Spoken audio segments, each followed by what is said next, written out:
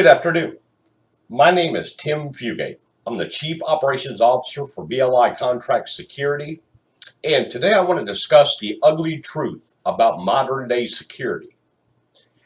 Private security was first introduced into the United States in 1850 by a migrant named Allan Pinkerton, who came here from Scotland and who founded Pinkerton National Detective Agency.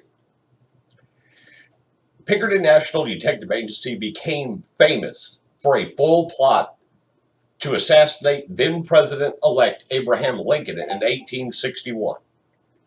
After Lincoln became president, he hired Pinkerton Detective Agency for his personal security during the Civil War. Some say that this was the start of our government contracting with private security companies and the start of our Secret Service.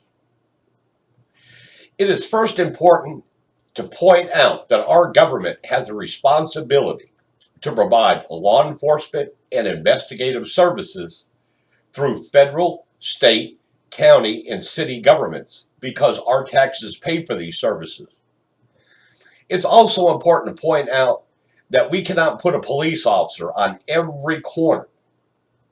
And because of the rhetoric surrounding law enforcement, the dwindling ranks of police agencies add to a longer response time because no one wants to be a police officer in this day and age. To provide adequate police services, there should be one police officer per 1,000 residents. A majority of police departments across the country have a budget of only one police officer per 7,000 to 10,000 residents. And this is where private security fills the gap. I want to acknowledge that the majority of our almost 110,000 security officers employed in the security roles in the private sector barely have any training, if any at all, when they are hired. And depending on the security role, they may never be adequately trained in basic security officer training. In the private security industry, we have two types of security, which are security guard services that you see at your Walmarts, your Walgreens. They patrol the parking lots of malls. And you have physical security services, which is our company.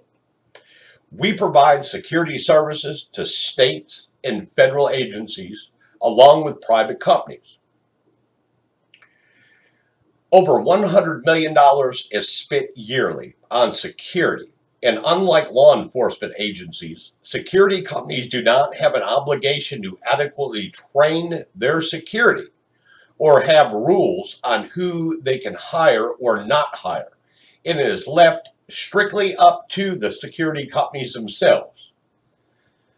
In some unregulated states like Mississippi, where I'm located, you can be a convicted felon and own a security company. Or you can be a convicted felon and be a security officer. So it's very important that you do your research on the companies that you're looking to hire. And it is almost as important to ask for the proof that the officer assigned to your property has a clean criminal record and is not a criminal that you're protecting your property from. I'd like to thank you for joining us today. And if you have any questions or comments, please leave them below.